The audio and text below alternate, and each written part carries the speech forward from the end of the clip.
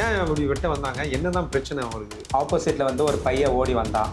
ஓடி வந்து இது மாதிரி பிரச்சனை அப்படின்னு சொல்லி கத்தினான். 4 பேர் உள்ள என்ட்ரி ஆனாங்க. உள்ள பையனை வந்து அடிக்கலான்னு போனாங்க. அடிக்கலான்னு போக சொல்ல இருக்க பிரதர் நம்ம பேசிக்கலாம், இருக்க ப்ரோ நம்ம பேசலாம், என்ன பிரச்சனை பேசிக்கலாம் சொல்லிட்டு தடுக்க சொல்ல முதல் வெட்டு கையில் விழுந்தது. அவங்க வந்து நார்மலாக ஒரு சின்ன பையன் ரோட்டில் சிகரெட் அடிச்சுட்டு போகிறான். அவன் வயசு ஹைட்டே இவ்வளோ தான் இருப்பான், இந்த ஹைட்டில் இருப்பான். அடிச்சுட்டு போகிறான். ஒரு பப்ளிக் கேட்க மாட்டாங்க, கேட்டால் ஒரு பயம், கத்தி வச்சுருப்பான். அவங்க வந்து ஃபுல்லாக அருவா. இது எத்தனை பேர் வந்தாங்க? உள்ளே 8 வருஷம் 4 பேர் வந்தாங்க. 4 பேர் உங்கள் கடைக்குள்ளேயே பண்ணிட்டாங்க. ஏன்னா சம்மந்தப்பட்ட பையனை அடிக்கலான்னு வரலாம். சம்மந்தப்பட்ட பையன் வந்து கடைக்குள்ளே வந்துட்டான். கடைக்குள்ளே வரலாம் காப்பாற்றுங்க அப்படின்னு சொல்லிட்டு ஒரு சத்தம். சரி சொல்லிட்டு நம்ம பிரச்சனையை தடுக்கலாமே, இருக்க பேசிக்கலாம், இது ஒன்றும் தீர்வாகாது, நம்ம பேசிக்கலாம் சொல்லிட்டு நான் முன்னாடி போய் வர சொல்ல அவன் மேலே விழ வேண்டிய ஒரு 2 அடி என் மேலே விழுந்தது தலையில். இது வந்து சின்ன பசங்களுக்குள்ள கேம். கத்தி நம்ம கிட்டே இருக்கிற வரைக்கும் நம்மள பக்கம் யாரும் நெருங்க மாட்டாங்க.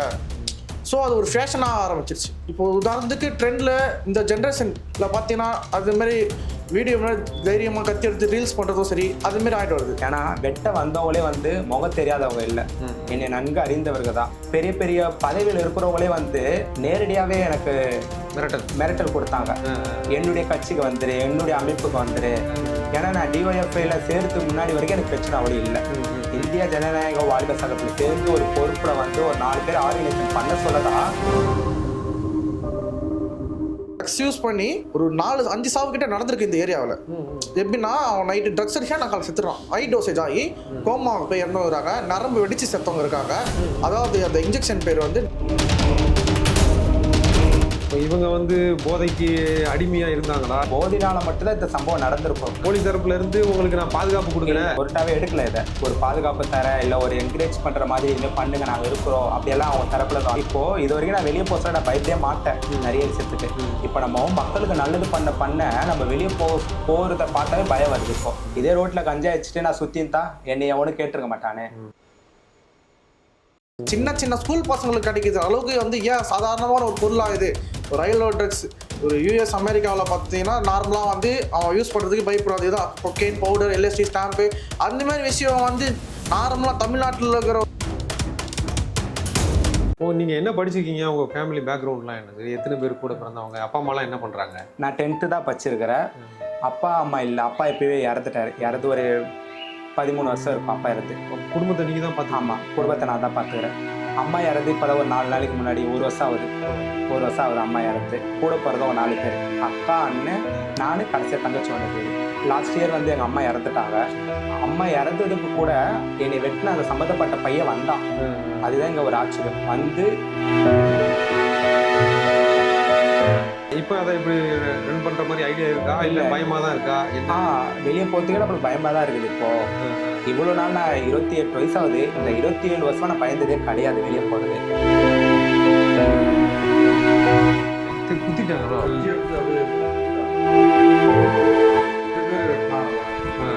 தலையில் இதெல்லாம் பயங்கரமாக வெட்டிங்க. இதெல்லாம் கொஞ்சம் ஆழமாக பட்டுருந்துச்சுன்னா பெரிய டேஞ்சர். கையில் தடுத்துருக்கீங்கன்னு புடிசார் கத்தி அப்படி கையில் ஓர்டு பண்ணுறாரு. வெட்டாடி கத்தி விசும் போது புடிசார் அப்படி.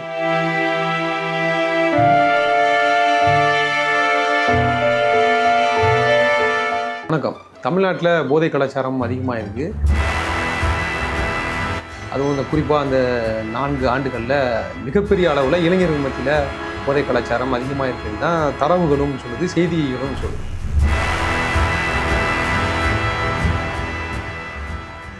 போதை பழக்க வழக்கங்கள்னால தொடர்ந்து தமிழ்நாட்டில் அதிகமான த்ரெட்டு நடக்குது. அப்புறம் செயின் பறிப்பு, இதெல்லாம் ரொம்ப அதிகமாகவே நடந்துட்டு.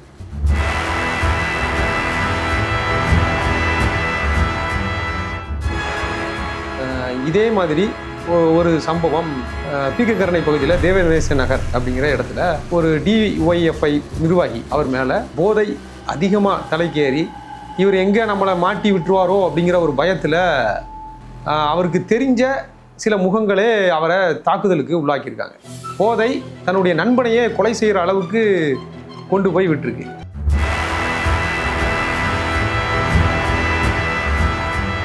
வணக்கம். வணக்கம் தோழர்.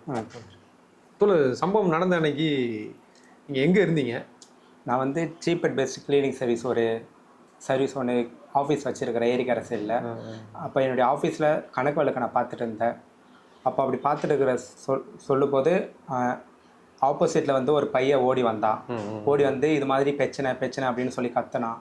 சரி இருமா என்ன பிரச்சனை பார்க்கலாம் அப்படின்னு ரோடை பார்க்க சொல்ல ஆஃபீஸுக்கு வெளியே அந்த 4 பேர் உள்ளே என்ட்ரி ஆனாங்க. உள்ள பைக் நிப்பாட்டி உள்ளே என்ட்ரி ஆகி என்ன பண்ணாங்கன்னா அந்த பையனை வந்து அடிக்கலான்னு போக சொல்ல இருக்க பிரதர் நம்ம பேசிக்கலாம், இருக்க ப்ரோ நம்ம பேசலாம், என்ன பிரச்சனை பேசிக்கலாம் சொல்லிட்டு தடுக்க சொல்ல முதல் வெட்டு கையில் விழுந்தது. அவங்க வந்து ஃபுல்லாக அருவா. இது எத்தனை பேர் வந்தாங்க? உள்ளே 8 வருஷம் 4 பேர் வந்தாங்க. 4 பேர் கடைக்குள்ளே வந்துட்டாங்க. ஏன்னா சம்மந்தப்பட்ட பையனை அடிக்கலான்னு வரசல அந்த சம்மந்தப்பட்ட பையன் வந்து கடைக்குள்ள வந்துட்டான். கடைக்குள்ள வரசல காப்பாத்துக்க அப்படின்னு சொல்லிட்டு ஒரு சத்தம். சரி சொல்லிட்டு நம்ம பிரச்சனையை தடுக்கலாமே, இருக பேசிக்கலாம், இது ஒன்றும் தீர்வாகாது, நம்ம பேசிக்கலாம் சொல்லிட்டு நான் முன்னாடி இப்படி வர சொல்ல அவன் மேல விழ வேண்டிய ஒரு 2 அடி என் மேல விழுந்தது தலையில. அந்த பையன் மேல விழுந்த அடிக்க வேண்டியதை என் மேல விழுந்தது. அதுக்கப்புறம் அவனை நான் தப்பிக்க விட்டுட்டேன். எப்படியோ அவன் கீழே வந்து வெளியே ஓட்டான். போனதுக்கு அப்புறம் தெரிஞ்சுமே 2 அடி அடிச்சுட்டு அதுக்கப்புறம் அவங்க போனாங்க. கையில இந்த வெட்டு தலையில ஃபுல்லா இங்க தலையில முதுகுலையும் எல்லாமே வெட்டி இருக்கிறாங்க. இதுக்கு முன்னாடி அவங்க என்ன மாதிரியான ஏன் அப்படி வெட்ட வந்தாங்க? என்னதான் பிரச்சனை அவங்களுக்கு? இது வந்து சின்ன பசங்களுக்குள்ள கேம்னால வந்த ஒரு பிரச்சனை தான். இது கேம்னால வந்த பிரச்சனை பெரியவங்க லெவல் வரைக்குமே போயிடுச்சு இந்த பிரச்சனை. சிலர் அப்படியே அந்த சிலது இங்க வார்த்தை விட இங்கதான் அங்க வார்த்தை விட இந்த கேம்னால ஆரம்பிச்ச ஒரு பிரச்சனை தான். ஏன்னா வெட்ட வந்தவங்களே வந்து முகம் தெரியாதவங்க இல்லை, என்னை நன்கு அறிந்தவர்கள் தான். ஏன்னா லாஸ்ட் இயர் வந்து எங்க அம்மா இறந்துட்டாங்க. அம்மா இறந்ததுக்கு கூட என்னை வெட்டின அந்த சம்மந்தப்பட்ட பையன் வந்தான். அதுதான் இங்க ஒரு ஆச்சரியம். வந்து துக்கம் விசாரிச்சுட்டு தான் போனான். அவனுக்கு எனக்குமே வந்து எதுவுமே கிடையாது, விரோதமே கிடையாது. ஏன்னா நான் விரோதத்தை சம்பாரிச்சுக்க மாட்டேன். ஏன்னா எல்லாருமே நம்மளுக்கு வேணும், எல்லாருக்கும் நம்ம நல்லது செய்யணும் அப்படிதான் நான் நினைப்பேன் எப்பயுமே. அப்படி இருக்க சொல்ல சம்மந்தப்பட்ட நபர்கள் தான் என்னை தாக்கி இருக்கிறாங்களே. ரீசன் என்னவா இருக்குன்னா போதை ஃபுல்லா எல்லாமே போதையில வந்திருக்கிறாங்க. யாரு தடுத்தா கூட தெரியாம நம்மளே அடிச்சுட்டு போறாங்க. தெரிஞ்ச நபர்கள் தான், தம்பிக சொல்றவங்க, சின்ன பசங்க தான். நிறைய நல்லது பண்ணுவேன்னு சொல்றீங்க. அந்த ஏரியாவில் அந்த மாதிரியான சமூகம் சார்ந்த இயக்கங்கள்ல தொடர்ந்து எதுவும் செயல்படுறீங்களா? DOFI இந்தியா ஜனநாயக வாலிப சங்கம், அதுல வந்து நான் தலைவராக இருக்கிறேன். ஸோ ஒரு 10 பேரை வச்சு நம்ம சமுதாயத்தில் ஏதாவது ஒரு பிரச்சனை இல்லை ஸ்கூல்ல ஏதாவது கிளீன் பண்ணணும் இல்லை மற்றவங்களுக்கு ஏதோ ஒன்றுனா அந்த ஒரு 10 பேரை வச்சு நம்ம போயிட்டு முன்னாடி நின்று போராட்டங்களை நிறைய முன்னெடுத்திருக்கிறோம். போதைக்கு எதிராக வந்து நிறைய போராட்டத்தை முன்னெடுத்திருக்கிறோம். அது கூட பிரச்சனையா இருக்குமோ அப்போ அவங்களுக்கு? கண்டிப்பா இருக்கும். ஏன்னா இப்போ 2 பேருக்கும் நல்ல அண்டர்ஸ்டாண்டிங் இருக்குது. அப்படி இருந்தாலுமே கூட இந்த சைட்ல போதை பொருளுக்கு நான் ஆப்போசிட்டா வர பத்திலா இவங்க நம்மளை மாட்டி விட்டுருவானோ, இவன் நம்மளுக்கு எதிரியா வந்துருவானோ, அப்போ நான் பெரிய ஆளா இவ பெரிய ஆளா சொல்லிட்டு ஒரு இது நடிச்சிருக்கலாம். ஏன்னா நான் DYFIல சேர்த்துக்கு முன்னாடி வரைக்கும் எனக்கு பிரச்சனை அவ்வளோ இல்லை. இந்தியா ஜனநாயக வாலிப சங்கத்துல சேர்ந்து ஒரு பொறுப்புல வந்து ஒரு 4 பேர் ஆர்கனைசேஷன் பண்ண சொல்லதான் நிறைய பிரச்சனை. பெரிய பதவியில் இருக்கிறவங்களே வந்து நேரடியாவே எனக்கு மிரட்டல் கொடுத்தாங்க. என்னுடைய கட்சிக்கு வந்துரு, என்னுடைய அமைப்புக்கு வந்துரு, நீ நல்லா பண்ற ஆனா இருக்கிற இடம் சரியில்லை, நீ இங்க வந்துரு, அவங்களுடைய சுய லாபத்துக்காக அப்படி கூப்பிட போயும் நான் போல. ஏன்னா எனக்கு இந்திய ஜனநாயக வாலிபட கொள்கை கோட்பாடு எல்லாமே எனக்கு பிடிச்சிருக்கிறதுனால இதுல நான் ஒர்க் பண்றேன். நிறைய மிரட்டலும் வந்தது. ஒரு நல்ல போஸ்டிங்ல இருக்கிறவங்க கூட வந்து இவ எந்த பையன், இவையா வந்து ஏரியா விட்டு ஏரியா வந்து நல்லது செய்யறா, நான் இருக்கிறது வந்து சதானந்தபுரம். அந்த ஏரியாவில இருந்து இன்னொரு ஏரியாவுக்கு வரக்கூடாது, இதுதான் பிரச்சனையா உங்களுக்கு? எனக்கு புரியலையே. ஏன் இந்த நாட்டை ஆண்டவங்க, மாநிலத்தையும் ஆண்டவங்க, நாட்டை ஆண்டவங்கள வெளியே இருந்து வரலையா அப்படின்னு பார்த்தா நல்ல ஒரு போஸ்ட்ல இருந்துதான் நல்லது பண்ணாங்க. இவங்களுக்கு என்ன பிரச்சனை? ஏன் வட மாநிலத்தை வந்து இங்க வந்து கடை வைக்கிறா, அவனை போயிட்டு கேட்க சொல்லுங்க, அவங்களையே உள்ள அலோவ் பண்றாங்க. அவங்களும் மனுஷதான், நான் அவங்கள எதுவும் சொல்லல. இப்ப ஏரியா விட்டு ஏரியா வந்து நல்லது செய்ய போய் தான் உங்களுக்கு பிரச்சனையா? இப்போ சமுதாயத்துல ஒருத்த போதை பொருள் பண்றா, கஞ்சாச்சிட்டு போறா, நீ அவனை கூப்பிட்டு மிரட்டு, என்னடா தம்பி இப்படி பண்றேன்னு நீங்க அவ்வளவு பேர் ஆளா நினைச்சீங்கன்னா அவனை கூப்பிட்டு மிரட்டு. ஏன் நல்லது செய்யறவனை நீ நோன்ற? அதுதான் என்னுடைய தரப்புல இருந்து ஒரு இதுவே. ஒருவேளை அதுக்கு கூட இது ஒரு காரணமா இருக்கலாம். இல்ல எனக்கு இதுல இன்னொரு சந்தேகம் என்ன வருதுன்னா, இப்போ நீங்க தொடர்ந்து போதை கலாச்சாரத்துக்கு எதிராக ஆர்ப்பாட்டங்கள் பண்றது, விழிப்புணர்வு பண்றதுலாம் தொடர்ந்து நடக்கிறது. இப்போ இந்த ஏரியாக்கள்லயும் அந்த மாதிரியான போதை பழக்க வழக்கங்கள் அதிகமா நிறைய இருக்குது. சமீபத்துல நாங்க நம்ம இருக்கிற ஏரிக்கரை பகுதியில கலைமகள் ஸ்கூல், அங்க கூட ஸ்கூல் கிளீன் பண்ண சொல்லிட்டு அந்த நிர்வாகத்தை நாடி ஃபுல்லா கிளீன் பண்ணணும். அப்ப நிறைய ஊசி நிறைய காரியத்தை நாங்க அங்க பறிமுதல் பண்ணணும். அப்போ அந்த கிரவுண்டில் உட்காந்து என்ன பண்ணுறாங்கன்னா போதைக்கு நாங்கள் உட்காந்து உள்ள அந்த போதை பயன்படுத்தியிருக்கிறாங்க. பயன்படுத்த போய் தான் அவ்வளோ பொருட்களை நாங்கள் எடுத்து வெளியே போடணும். முதல்ல அதை நாங்கள் க்ளீன் பண்ண ஆரம்பிச்சதுலேருந்து தான் பிரச்சனையே ஆரம்பிச்சுது. இவங்க யாரு, இவங்க யார் டிஒஎஃப்ஐ இந்திய ஜனநாயக வாலிப சங்கத்துலேருந்து இவங்க யார் வந்து க்ளீன் பண்ணுறாங்க, நாங்கள் இல்லையா? நீங்கள் இல்லைன்னா நீங்கள் பண்ணியிருக்கலாமே, நீங்கள் இருக்கிறீங்கன்னா ஒன்று நீங்கள் பண்ணணும் நல்லது, இல்லைன்னா பண்ணுற எங்களையாச்சும் விடணும். அது இந்த சமுதாயம் ஏற்றுக்கொள்ள தயாராகவே இல்லை. அதுதான் என்னுடைய சைடில் நான் சொல்லுவேன். எப்போ அதை ஸ்டார்டிங் நாங்கள் ஆரம்பித்து நாங்கள் ஒரு அமைப்பில் இருக்கிறோன்னு தெரிய வந்ததோ அதுலேருந்தே பிரச்சனை தான், பிரச்சனை மேலே பிரச்சனை. இல்லை இப்போ இவங்க வந்து போதைக்கு அடிமையாக இருந்தாங்களா, இல்லை அதனால எதுவும் பிரச்சனை வச்சா இவங்க நீங்கள் வந்து போலீஸில் எதுவும் கிடையாதுங்க? அப்பவும் ஃபுல் போதையில தான் இருந்தாங்க. ஃபுல்லாக போதைனால மட்டும்தான் இந்த சம்பவம் நடந்திருக்குது. அதான் உண்மை. சம்மந்தப்பட்ட பையனை நம்ம தடுத்து அனுப்பி விட்டாச்சு. அதுக்கப்புறம் எனக்கு தெரிஞ்சு அவனை தப்பிக்க விட்டு ஒரு ஆதகம், ஒரு வெறி. இல்லை இப்போ அந்த போதை பழக்கிறதுனால இங்கே எந்த அளவுக்கு பாதிக்கப்பட்டிருக்காங்க பசங்க? நான் ஏரியாவில் ரொம்ப 16 வயசுலேருந்தே பாதிக்கப்பட்டிருக்கிறாங்க. ஊசி போடுறதுலேருந்து அவ்வளோ ஈஸியாக கிடைக்குதுங்க. அவ்வளோ ஈஸியாக தமிழ்நாட்டில் கிடைக்குது. அதுதான் இங்கே சென்னையில் கிடைக்குது. எங்கேருந்து வருதுன்னு தெரியல நம்மளுக்கு. நம்ம வயசுக்கு தெரியாதது கூட சின்ன பசங்களுக்கு நல்லா தெரியுது. போதைப் பொருட்கள்ல நிறைய பேர் அடிமை. அவங்கள கூப்பிட்டு நம்ம நல்லது சொல்லி கொடுத்து அவங்க பேரண்ட்ஸ் மேலே நம்மளுக்கு ஒரு மரியாதை இருக்குது.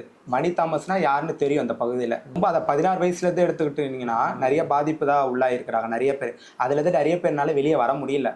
எவ்வளோதான் நம்ம அட்வைஸ் பண்ணி கவுன்சிலிங் அவங்களுக்கு பண்ணாலுமே கூட சிலர் கேட்டுக்கிறாங்க, சிலர் கேட்டுக்க மாட்டுறாங்க. அந்த போதை பழக்கம் அவங்களுக்கு அந்த அளவுக்கு அடிமையாக்கி இருக்குது. இல்லை அவ்வளோ ஈஸியாக கிடைக்குதுன்னா அப்போ தமிழக அரசு தொடர்ந்து நாங்கள் வந்து அதை கட்டுப்படுத்திட்டோம் இதை கட்டுப்படுத்திட்டோம்னு இருக்காங்க. நீங்கள் சொல்கிறத பார்த்தா எல்லாம் பொய் சொன்ன மாதிரியே இருக்கு இவங்கெல்லாம். அதுதான் ஆளுக்கட்சி சொல்றாங்க போதைப் பொருளுக்காக நிறைய காரியத்தை முன்னே எடுத்துருக்குறேன்னு, அதை செயல்படுத்துற மாதிரி தெரியலையே. அது ஆக்ஷன் எடுத்துருந்தா இப்படிப்பட்ட காரியங்கள்லாம் தமிழ்நாட்டுக்குள்ள வந்திருக்காதுதான் நான் சொல்லுவேன். இல்லை இப்போ உங்களுக்கு தனிப்பட்ட முறையில் இந்த மாதிரியான த்ரெட்டிங்ல இருந்தெல்லாம் ஏதாவது பாதுகாப்பு கொடுக்குறதா ஏதாவது உத்தரவாதம் கொடுத்தாங்களா, இல்லை வேற ஏதாவது பேசினாங்களா அரசாங்கத்துல இருந்து? அந்த மாதிரி ஏதாவது இல்லை, அரசாங்கம் இதை கண்டிச்சா அப்படின்னு எனக்கு தெரியல. அப்படிப்பட்ட காரியங்கள் இன்னும் எனக்கு வரல, நியூஸ் வரல, எதுவுமே கண்டுக்கவே இல்லை இன்னும். இப்போ இது வரைக்கும் நான் வெளியே போக நான் பயப்படவே மாட்டேன் நிறைய விஷயத்துக்கு.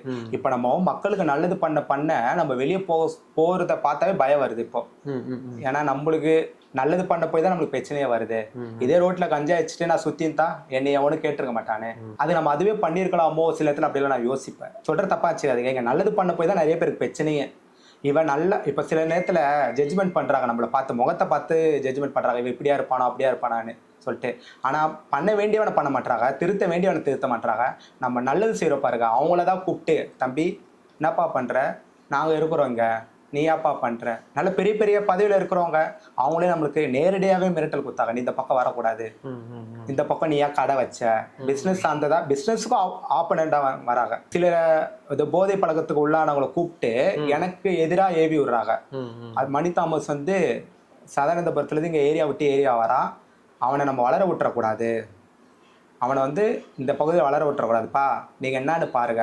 அந்த பையன் என் நன்கு அறிந்தவன், அதனால அந்த அண்ணன் நல்லது பண்ணுறாரு, நான் அவரை எதுவுமே கேட்க மாட்டேன். நீங்கள் என்னன்னா எனக்கு அவருக்கு எதிராக ஏவி விடுறீங்க சொல்லிட்டு அவன் பட்டுக்க போயிட்டான். நீங்கள் என்ன படிச்சிருக்கீங்க, உங்கள் ஃபேமிலி பேக்ரவுண்ட்லாம் என்னது, எத்தனை பேர் கூட பிறந்தவங்க, அப்பா அம்மாலாம் என்ன பண்ணுறாங்க? நான் 10th தான் படிச்சிருக்கிறேன். அப்பா அம்மா இல்லை, அப்பா எப்பவே இறந்துட்டாரு. இறந்து ஒரு 13 வருஷம் இருக்கும் அப்பா இறந்து. குடும்பத்தை நீங்கள் தான் பார்த்து? ஆமாம், குடும்பத்தை நான் தான் பார்த்துக்கிறேன். அம்மா இறந்து இப்போதான் ஒரு 4 நாளைக்கு முன்னாடி, 1 வருஷம் ஆகுது. 1 வருஷம் ஆகுது அம்மா இறந்து. கூட பிறந்த ஒரு 4 பேர், அக்கா அண்ணன் நானு, கடைசியா தங்கச்சி ஒன்று இருக்குது. 4 பேர் பாட்டி. தங்கச்சி வேலைக்கு போறாங்க. அவங்க படிக்கலையா? அவங்க 12th வரைக்கும் முடிச்சுட்டு இன்சூரன்ஸ் கம்பெனில வேலைக்கு போறாங்க. இல்லை சிச்சுவேஷனால தான் படிக்க முடியலையா? சூழ்நிலையினால அவங்களால படிக்க முடியல. நீங்களும் அப்படிதானா? நானும் அப்படிதான். அப்பா இறந்ததுக்கு அப்புறம் நம்ம படிக்க முடியல. நம்ம வளர்ந்தது எல்லாமே ஒரு சபையில, ஒரு சர்ச்சில் தான் வளர்ந்தேன், ஆலயத்துல தான் வளர்ந்தேன். சின்ன வயசுல இருந்து ஒரு 15 வருஷமா அங்கதான் வளர்ந்தேன். ஏன்னா எனக்கு நல்லதுதான் சொல்லி கொடுத்துருக்குறாங்க. இப்ப அதை தான் நான் வெளியே வந்து பண்றேன், என்னால பண்ண முடியல. அதை ஏத்துக்க மாட்டேது இந்த சமுதாயம். இப்படிதான் இருக்கணும், இப்படிதான் நல்லது பண்ணணும், இப்படிதான் இருக்கணும், உன்னுடைய வாழ்க்கையில சில கோட்பாடுகள்லாம் சொல்லி கொடுத்துருக்குது ஆலயத்துல. அதை நான் வந்து உட்கொண்டு வெளியே வர சொல்ல நான் என்ன பண்றேன்னா 4 பேருக்கு நல்லது பண்ண பாக்குறேன். அது சிலர் ஏத்துக்கிறாங்க, சிலருக்கு வந்து அது பொறாமையா இருக்குது. இவ யாரு சின்ன பையன், இங்க வயசோ ஏரியா விட்டு ஏரியா வந்து நல்லது பண்ண போய் தான் இங்கே ஒரு தடகலாக இருக்குது. அது நீங்கள் என்ன ஒர்க் பண்ணிட்டு இருக்கேன்னு சொன்னீங்க? Cheap and best clinic service, home clinic service. இப்போ அதை எப்படி ரன் பண்ணுற மாதிரி ஐடியா இருக்கா, இல்லை பயமாக தான் இருக்கா? என்ன வெளியே போகிறதுக்கே நம்மளுக்கு பயமாக தான் இருக்குது. இப்போ இவ்வளோ நாள் நான் 28 வயசாகுது, இந்த 27 வருஷமா நான் பயந்ததே கிடையாது வெளியே போகிறது. இப்போ நல்லது பண்ண போய் தான் இப்போ வெளியே போனாவே நம்ம பயமாக இருக்குது நம்மளுக்கு. அதான் இப்போ நான் என்ன சொல்கிறேன், போலீஸ் தரப்புல இருந்து உங்களுக்கு நான் பாதுகாப்பு கொடுக்குறேன், நீங்கள் தொழில் பண்ணுங்கன்னு சொல்லியிருக்கணும்ல. போலீஸ்காரங்க இதை ஒரு பொருட்டாவே எண்ணிக்கல, பொருட்டாவே எடுக்கல. இதை ஒரு பாதுகாப்பு தர இல்லை ஒரு என்கரேஜ் பண்ணுற மாதிரி இதுமாதிரி பண்ணுங்க நாங்கள் இருக்கிறோம் அப்படியெல்லாம் அவங்க தரப்புல இருந்து வந்த மாதிரி எனக்கு தெரியல நியூஸ். அவங்க இது அவங்கள உள்ள பிடிச்சி போட்டாங்க, அதோட அவ்வளோதான். அப்புறம் எப்படி நீங்கள் எக்கனாமிக்கலாக எப்படி ஸ்டேபிள் பண்ணுறீங்க? ஃபேமிலியை வர ரன் பண்ணணும், அது எப்படி பண்ணுறீங்க? என்ன ரொம்ப கஷ்டம் தான். கடந்த 10 நாளாவே நான் வேலை எடுத்து பண்ணலை. ஏதோ ஒரு வேலை எடுத்து பண்ண ஒரு 1000 ரூபாய் ஒரு 2000 ரூபாய் வரும். ஒரு ஆளை வச்சு 2 ஆளை வச்சு பண்ணிட்டு ஒரு 1000 ரூபாய் நிற்க வச்சுங்க. அது கூட இப்போ இல்லையே இந்த ஒரு 10 நாளா. இப்போ என்னுடைய வாழ்வாதாரமே அப்படியே முடங்கி போயிடுச்சு. இப்போ எந்த வேலையை எடுத்து பண்ணாத ஒரு சூழ்நிலையில் இருக்கிறேன். ஏன்னா எப்பயுமே அது மேலே இருந்ததில்ல, வீட்டில் இவ்வளோ நாள் நான் படுத்ததும் கிடையாது. இப்போ கூட எனக்கு அந்த டீம் வந்தது, அந்த கும்பல் அவங்களுக்கு சரிசமமாக நம்ம வந்து ஈடு கொடுக்கணும்னா வேணாம், அவங்க வந்து தெரியாமல் பண்ணிட்டாங்க போதையில். அதுதான் இப்போ கூட மனிதாபிமானத்தில் நான் சொல்கிறேன், அவங்க தெரிஞ்ச நபர்கள் தான், அவங்க நன்கு அறிந்தவர்கள் தான். என்னைய அவங்க போதையினால தான் இப்படிப்பட்ட காரியத்தை பண்ணிட்டாங்க.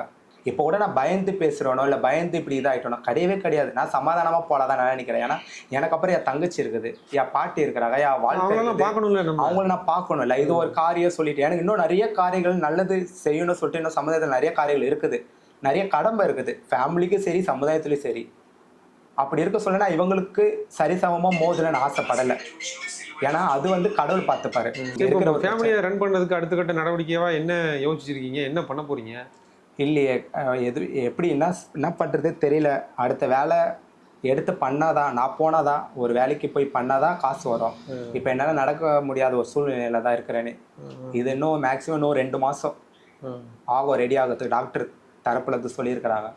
2 மாதத்துக்கு வேலைக்கு போகணும், வைக்கணும். கண்டிப்பாக ஃபினான்ஸ் விஷயமா நான் அப்படியே முடங்கி தான் போவேன். கண்டிப்பாக அதுக்கான கோரிக்கைகளை வேறு யார்ட்டாவது வச்சிங்களா? ஏதாவது கேட்டிங்களா? ஏதாவது பண்ணீங்க? அரசாங்கத்திட்டையோ இல்லை கலெக்டர்கிட்டையோ கேட்கலாம்ல. நீங்கள் அவன் இப்படி ஒன்னால தான் நீங்கள் சரக்கு அடிச்சுட்டு வச்சுட்டு இப்படி ட்ரக்ஸ்னால தான் அவன் போதை பழக்கத்தினால இப்படி பண்ணிக்கிட்டு இருக்கான், எனக்கு ஏதாவது நிவாரணம் கொடுங்க, நான் என் முடங்கி போச்சு என் வாழ்வாதாரம் அப்படிங்கிற மாதிரிலாம் எதுவும் பேசல. நான் இன்னும் கோரிக்கை வைக்கல. கோரிக்கை வைக்கணும்னு நினைக்கிறேன்னா முதல் கோரிக்கை என்ன வைப்பேன்னா, தமிழ்நாட்டில் முற்றிலுமாக போதைப் பொருள் கலாச்சாரமே போயிடணும். அதுதானே தமிழ்நாடு அரசுக்கு கோரிக்கை வைப்பேன். ஏன்னா அதனால தான் நிறைய குடும்பங்கள் பாதிப்பு உள்ளாகுது. இப்போ யார் குடும்பம் நான் பாதிப்பான மையம் எவ்வளோ குடும்பங்கள் பாதிப்பாயிருக்குது. சமீபத்தில் கூட எனக்கு நான் வருது ஒன்று, நாங்கள் எம்ஜிஆர் ஸ்கூல் அந்த ஏரிக்கார் சைடில் எம்ஜிஆர் ஸ்கூல் கிரவுண்டில் நிட்டுக்கிறோம். என் தம்பி தெரிஞ்ச பையனை ஒரு பையனை நான் விட்டுட்டு போக பார்க்குறேன். அப்போது குடிச்சிட்டு வந்துட்டு, டே நீ இப்படிப்பட்ட பையதா, நீ வந்து இதுக்கெல்லாம் போகிறான்ல, நீ இதெல்லாம் பண்ணலை, நீ யார், நீ எதுக்கு இதுக்கெல்லாம் போகிறான்ன, நீ எதுக்கு முன்னாடி வந்து செய்கிற, நீ யார் சொல்லிட்டு என் சட்டையை வந்து பிடிச்சாரு ஒருத்தர். ஒரு 45 வயசு இருக்கும். ஸோ இங்கே கூட என்னத்த காட்டுதுன்னா, நம்ம நல்லது செய்ய போய் தான் நம்மளுக்கு பிரச்சனையே வருது. அதான் உண்மை. அவர் என்னைய சட்டையை பிடிச்சி கேட்டது அந்த கேள்வி அதுதான். நீயா இதுக்கெல்லாம் வந்து முன்னாடி வந்து போராடுற, எதுக்கு நீ உன்னுடைய இதை கொடுக்குற அப்படி சொல்லிட்டு என் சட்டையை பிடிச்சி கேட்குறாரு. அவரு போதை. ஸோ எல்லாமே ஒரு எதை காட்டுதுன்னா எல்லாமே போதையில் இருக்கிறாங்க சொல்லி தான் காட்டுது. ஸோ போதை அந்த அளவுக்கு ஆளே மாற்றுது. அதுதான் உண்மை. இது நீங்கள் சார்ந்திருக்க அமைப்புல இருந்து ஏதாவது பண்ணுறாங்களா, ஏதாவது பண்ணணும்னு சொல்லியிருக்காங்களா? டிஒஎஃப்ஐ வந்து நிறைய போராட்டங்கள் முன்னே எடுத்துருக்குறாங்க. சேலம், திருச்சி, வட சென்னை, பெரம்பலூர் அந்த சைட்லலாம் போராட்டத்தை முன்னே எடுத்தாங்க. அப்புறம் அவங்க டிஒஎஃப்ஐ அமைப்புலேருந்தோ சில உதவிகள் பண்ணாங்க. எனக்கு நிறைய உதவிகள் வந்து பார்த்துட்டு நிறைய கோரிக்கை வைக்கிறதுக்கு முன்னாடி அவங்க நிறைய காரியங்கள் எனக்கு பண்ணாங்க உதவி. இன்றைக்கி எனக்கு பின்னாடி டிஒஎஃப்ஐ இந்தியா ஜனநாயக வாலிப அமைப்பு எனக்கு சப்போர்ட்டாக இருக்குது. இந்தியா கம்யூனிஸ்ட் கட்சி சப்போர்ட்டாக இருக்குது. தோழர்கள் சப்போர்ட்டாக இருக்கிறாங்க. நிறைய காரியத்தை இதுக்கப்புறம் நம்ம பண்ணலாம் அப்படின்னு சொல்கிறாங்க. கவனமாக இருங்க. எப்போதும் நாங்களும் உங்களோட இருப்போம். உங்களுடைய பணிகளையும் தொடர்ந்து செய்யுங்க. எல்லா விதத்துலையும் உங்களோட துணை நிற்கிறதுக்கு நாங்களும் எப்போதும் தயாராக இருப்போம். ரொம்ப சந்தோஷம். பேர் ராஜா என்கிற ஜான். நான் இந்திய ஜனநாயக வாலிபர் சங்கத்தில் தலைவராக இருக்கோம். இங்கே வந்து பார்த்திங்கன்னா நம்ம ஏரியாவில் பொதுநல விஷயங்களை வந்து நடத்திட்டு வரோம். இல்லை, இங்கே நம்ம ஏரியாவில் போதை பழக்க வழக்கம்லாம் எப்படி, என்ன, ஏன் ரொம்ப ஈஸியாக கிடைக்குதுன்றாங்க, அது உண்மைதானா? இப்போ ஒரு காலத்தில் பார்த்தீங்கன்னா சரக்கு மட்டுமே கிடைக்கிற மாதிரி இருந்தது எல்லாருக்கும். ஒரு மலிவான விலையில் எல்லாருக்கும் ஒரு காலத்தில் ஒரு 20s காலத்தில் 2002, 2004 அப்படி இருந்தது. போக கஞ்சா வந்தது, போக மாத்திரை வந்தது, அதுக்கப்புறம் ஊசி வந்தது. இப்போ ஒருத்தர் சரக்கு அடிக்க ஆரம்பிக்கிறான்னா மேக்ஸிமம் வந்து ஒரு கல்லூரி காலகட்டத்தில் ஆரம்பிக்கிறான். அவன் ஒரு 40, 50, 60 வயசில் அவங்களுக்கு வந்து அந்த பாதிப்பு அடையுது, ஈரல்கள் அதுமாரி பாதிப்பு அதுமாரி விஷயங்கள் ஆரம்பிக்குது. ஒரு கஞ்சா அடிக்கிறான்னா அவன் குறிப்பிட்ட இதில் அவன் கொஞ்சம் குறைஞ்சி ஒரு யங்ஸ்டர்ஸ் வயசுல ஒரு கொஞ்சம் பாதிப்படையுது. இப்போ வந்து ஹை லெவல் ட்ரக்ஸ் அந்த கலாச்சாரம் வர ஆரம்பிச்சு. அதுவும் ஈஸியாக கிடைக்குது. இப்போ ஈஸியாக கிடைக்க ஆரம்பிச்சு. ஸ்கூல் பசங்க முதற்கொண்டு எல்லாம் படிக்கிறாங்க, எல்லாருக்கும் கிடையாது, ஈஸியாக கிடைக்குது. ஸோ அவனுக்கு இது எப்படி அவனுக்கு காவல்துறை எப்படி பார்க்குறாங்கன்னு தெரியல. இந்த பார்வையில் நாங்கள் இங்கே வாழ்கிற மக்கள் பற்றி நாங்கள் பார்க்குறதுனா, நார்மலாக ஒரு சின்ன பையன் ரோட்டில் சிகரெட் அடிச்சுட்டு போகிறான். அவன் வயசு ஹைட்டே இவ்வளோ தான் இருப்பான், இந்த ஹைட்டில் இருப்பான், அடிச்சுட்டு போகிறான். ஒரு பப்ளிக் கேட்க மாட்டாங்க, கேட்டால் ஒரு பயம், கத்தி வச்சுருப்பான், அவன் பார்க்கறதுக்கு ஒரு மாதிரி ஒரு கோளாராக இருப்பாங்க அப்படின்னா சொல்கிறாங்க, கொஞ்சம் பயங்கரமாக இருக்கான், எத்து நம்மளை குத்திட்டானா சொன்னால் கேட்க போகிறான், இந்த சொன்னால் கேட்க போகிறது கிடையாது, பொறுக்கியமாக இருக்கிறான், அந்த கண்ணோட்டத்தில் பார்க்குறான். நாங்கள் என்ன பண்ணுறோம், இது அகெயின்ஸ்டாக இவனை திருத்தணும், இந்த சமுதாயத்தை இப்படி சீர்திருத்தணும், தம்பி வேணாம்ப்பா தப்புப்பா சொல்லக்கூட முடியல. அது சொல்கிறது யாரும் தயங்கிறதுனால தான் அந்தக்குள்ளே அவங்களுக்கு கொஞ்சம் இது இருக்குது. ஸோ நம்ம இப்படி இருந்தால் நம்மளை யாரும் கேட்க மாட்டாங்க. நிறைய முடியெல்லாம் வச்சுட்டு கலர்லாம் தலையில் பண்ணி ஸ்டைலாக அது மாதிரிலாம் கொஞ்சம் பயமுறுத்துற மாதிரி இருந்தால் நம்மளை யாரும் கேட்க மாட்டாங்க. அந்த ஒரு தைரியம் வந்துடுது அவங்களுக்குள்ள. அப்போது அந்த மாதிரி இருந்தால் ஸோ கத்தி நம்மக்கிட்ட இருக்கிற வரைக்கும் நம்மள பக்கம் யாரும் நெருங்க மாட்டாங்க. ஸோ அது ஒரு ஃபேஷனாக ஆரம்பிச்சிருச்சு. இப்போ உதாரணத்துக்கு ட்ரெண்டில் இந்த ஜென்ரேஷனில் பார்த்தீங்கன்னா அதுமாரி வீடியோ தைரியமாக கத்தி எடுத்து ரீல்ஸ் பண்ணுறதும் சரி அதுமாரி ஆகிட்டு வருது. இல்லை இப்போ நீங்கள் அந்த ட்ரக்ஸு இன்ஜெக்ஷன்லாம் நிறைய எடுத்தேன்னு சொன்னீங்களா, அந்த மாதிரிலாம் எடுத்திருக்கீங்களா? இதில் எடுத்துருக்கோம், நிறைய எடுத்திருக்கோம். இந்த இடத்துல நிறைய பேர் இறந்துருக்காங்க. அதாவது ட்ரக்ஸ் யூஸ் பண்ணி ஒரு 4-5 சாவு கிட்ட நடந்திருக்கு இந்த ஏரியாவில். எப்படின்னா அவன் நைட்டு ட்ரக்ஸ் அடிச்சா நான் கால் செத்துறான், ஹை டோசேஜ் ஆகி கோமா போய் இறந்தவங்க இருக்காங்க, நரம்பு வெடிச்சு செத்தவங்க இருக்காங்க.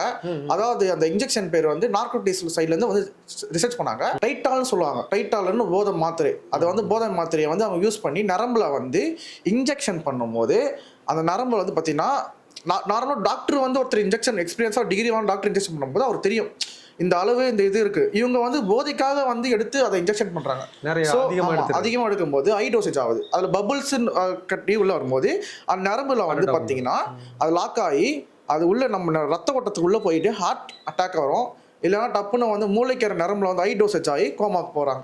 அது நிறைய இதெல்லாம் தடுக்கிறதுக்காக இந்திய ஜனநாயக வாலிபால் சங்கத்திலேருந்து ஸ்போர்ட்ஸ் நடத்துறோம், 5 ஸ்போர்ட்ஸ் நடத்துறோம். Cricket, volleyball, football, kabaddi, carrom board. இந்த வீட்டு மேலே கேரம் நடத்துகிறோம், கிரவுண்டில் எல்லாம் நடத்துகிறோம். இது நடத்தி பசங்களை வந்து ஒரு காலத்தில் வந்து பார்த்தீங்கன்னா பால் இருக்கும் விளையாடுறதுக்கு, எல்லா பால் இருக்காது, காசு இருக்கும், இது மாதிரிலாம் இருக்காது, பசங்க அதிகமாக இருப்பாங்க. இப்போ பார்த்தீங்கன்னா எல்லாமே இருந்தும் யாரும் வர மாட்டாங்க. பேட் இருக்குது, பால் இருக்குது, கவர்மெண்ட் சைடில் கிட் பேக் ஃப்ரீயாக தராங்க, ஆனால் விளையாடுறதுக்கு யாரும் இல்லை. Free fire, online games. காவல்துறை இதை ஏன் கண்காணிக்கிறது இல்லையா? கண்காணிக்கிறாங்க, ஆனா பட் ரொம்ப கண்காணிக்கிறாங்க. கேமரா இருக்கு, எல்லா இடத்துலயும் கேமரா இருக்கு, சிசிடிவி ஃபுட்டேஜ் இருக்கு, எல்லா இடத்துலயும் இருக்கு. யாரா என்ன பண்றா நோட் பண்ண முடியும், எல்லா என்னன்னா யார் எங்கெங்க போறான், எந்தெந்த சைட்ல பண்ண முடியும்.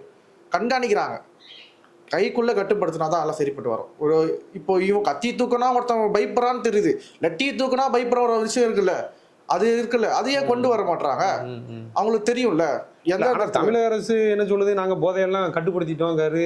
அருண் ஆணையர் கூட என்ன சொல்றாரு, போதை பழக்கத்தில் அவ்வளோ வேற கைது பண்ணியிருக்கோம், ட்ரக்ஸே இல்லை அப்படின்றாரு. ஆக்சுவலாக அவங்க ஷோ பண்ணுறாங்க சோசியல் மீடியா மூலியமாக, மீடியாஸ் மூலியமாகவும் நாங்கள் வந்து 1500 கிலோ கஞ்சாவை பிடிச்சிருக்கோம், இந்த பிடிச்சிருக்கோம். அவங்க இதான் ஷோ பண்ணுறாங்கன்னா கட்டுப்பாடுன்ற பயம் வரணும். ஒருத்தனுக்கு அந்த பயம் இருக்கும் போது தான் அது தெரியும்.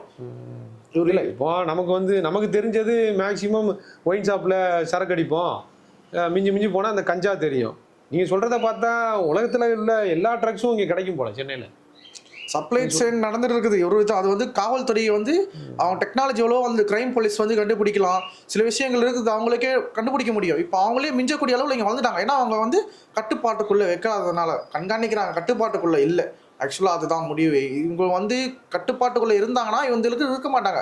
சின்ன சின்ன ஸ்கூல் பசங்களுக்கு கிடைக்கிற அளவுக்கு வந்து ஏன் சாதாரணமான ஒரு பொருளாக இது.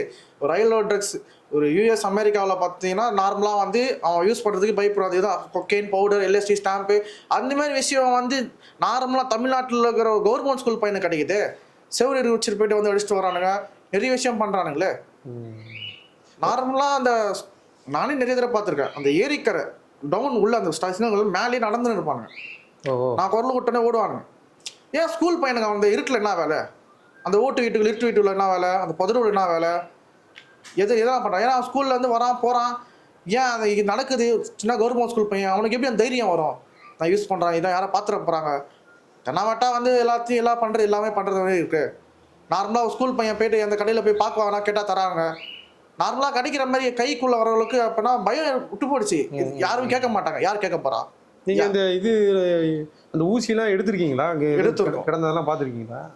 இவ்வளோ ஊசி கிட்ட அந்த ட்ரக்ஸ் யூஸ் பண்ணுற அந்த கேனுங்க அதுமாரி எக்ஸெட்ரா நிறைய விஷயங்களை வந்து நாங்கள் எடுத்து காவல்துறைகிட்டே நாங்கள் இந்த விஷயத்தெல்லாம் போட்டு வச்சுருக்கோம். நாங்கள் சொல்கிறோம், இந்த விஷயங்கள்லாம் சொல்லியிருந்தோம், இந்த மாதிரி இருக்குது, இந்த விஷயம்லாம் இருந்திருக்கு சொல்லிருக்கோம்.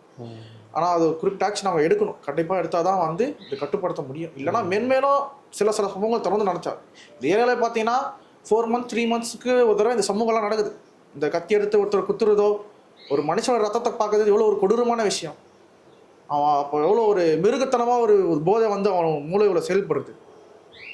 அப்படிப்பட்ட ஒரு நார்மலாக ஒரு ஏரியாவில் வந்து வசித்த ஒரு நல்ல மனுஷனை கொடூரமாக தாக்கக்கூடிய அளவுக்கு ஒரு சின்ன விஷயத்த பெரிய விஷயமா ஆக்குறவங்களுக்கும் அந்த போதை வந்து மாற்றி விட்டுருக்குது. ஒரு மிருகத்தனத்தை அவனுக்குள்ளே வந்து கொண்டு வருது.